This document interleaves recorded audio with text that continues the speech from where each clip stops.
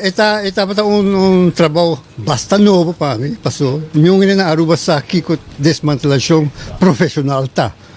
So, mi trabalho na diferente parte do mundo para sim. Kiko está para desmantelar uma refineria de grandura que nós temos. E o que mais sim, depois de 2 anos, eu estou me para sim, para desmantelar uma refineria.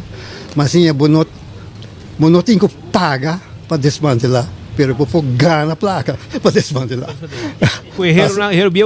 Passo dentro uma refineria, botem assim na roupa diferentes tipos de material custoso. Então, se você compra separar esse aí, e vende na esong que está querendo, não está pagando.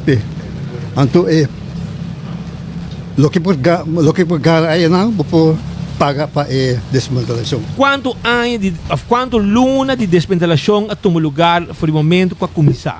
E que com grandura, que parte, com que percentagem de aporte cortar? Ok, so onde é que massinha para desmantelar, botem que buscar uma maneira que trabalhe roupilige.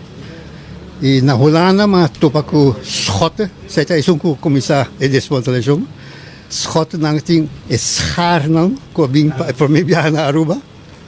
Matriz nang sei schaar grande ko schaar nang buta corta e tanque ding 2-3 dias buti um tanque abau. Ok, então nang ta corta ding pilha nang ko po vende ele para tem preço para hero.